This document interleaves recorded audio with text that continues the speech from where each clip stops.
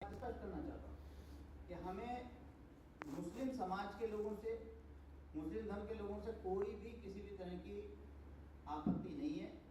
वो बहुत अच्छे लोग होते हैं, लेकिन इनमें से अगर आप देखें तो 5% दुष्ट होते हैं जो कि अतिवादी हैं या आतंकवादी हैं। परंतु समस्या ये है कि जो 95% अच्छे लोग हैं वो मौन रहते हैं, बोलते नहीं हैं, उनकी आवाज़ सुनाई नहीं देती। और जब आवाज़ सुनाई नहीं देगी तो जिसकी आवाज़ सुनाई देगी हम तो वही मानेंगे ना, जनता उसी को मानेगी। तो जब आवाज़ सुनाई देती है तो पता चलता है कि साहब यहाँ भी जो मारकाट हुई उसमें मुसलमान शामिल है, दूसरे देश में जो हुई वहाँ भी मुसलमान शामिल है, तो सारी जगहों पर मुस्लिम शामिल हैं। और जो अच्छे मुसलमान लोग हैं वो भर्त्सना भी नहीं कर पा रहे हैं। एक बार मैंने अपने मित्र से पूछा कि भाई ऐसा क्यों हो रहा है, आप लोग बोलते क्यों नहीं हैं? तो बोले हमें तो अपनी जान का खतरा है, हमें आपसे खतरा थोड़ी ना है, हमें सनातनियों से झगड़ा खतरा नहीं है, हम सनातनियों से हमें कोई चिंता नहीं है, हमें चिंता तो अपने ही आतंकवादियों से है जो हमारे भाई हैं। और अगर हमने कुछ बोल दिया तो आपको छोड़ के सबसे पहले तो हमें मारेंगे वो, तो इसलिए हम डर के मारे नहीं बोलते। तो अब इसका इलाज क्या है? क्योंकि अगर यही बात चलती रही तो ये देश कहाँ जाएगा? हमारी सनातन संस्कृति जो है, विश्व की सर्वश्रेष्ठ संस्कृति हमारी सनातन संस्कृति, उस सनातन संस्कृति की वजह से ही आज ये देश बचा हुआ है। आप ये कह सकते हैं कि दोनों एक दूसरे के पर्याय हैं। सनातन है तो ये देश है। सनातन जिस दिन वर्चस्व में नहीं रहेगा उस दिन इस देश का नाम भी कुछ और हो जाएगा, यहाँ की स्थिति भी कुछ और हो जाएगी, नर्क बन जाएगा ये। तो अगर हमें अपने देश से प्रेम है, हमें अपने देश को बचाना है, तो निश्चित रूप से हमें सनातन को बचाना होगा।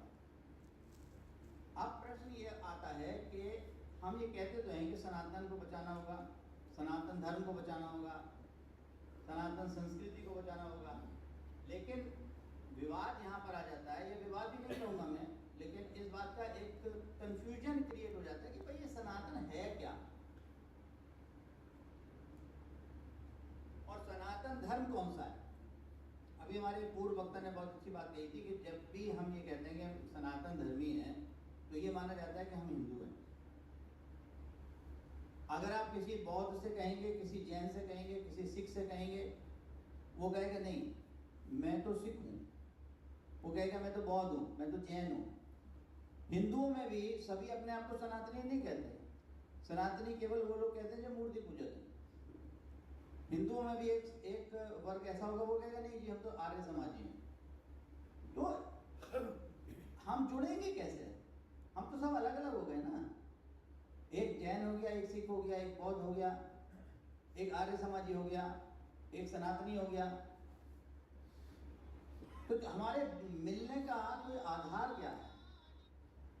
एक बात इसी से मुझे ध्यान आ गई कि ये जय हिंद के नारे का जो इजाद हुआ, जो आज हम सब लोग बोलते हैं, ये इजाद इसका हुआ क्या और इसका आधार क्या था, इसका बैकग्राउंड क्या था?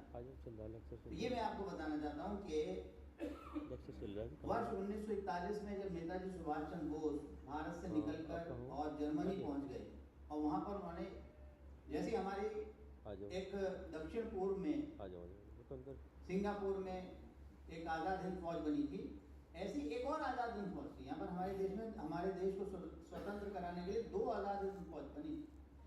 वो बनाई थी नेताजी सुभाष चंद्र बोस ने 1941 के अंत में और 1942 के आरंभ के महीनों में।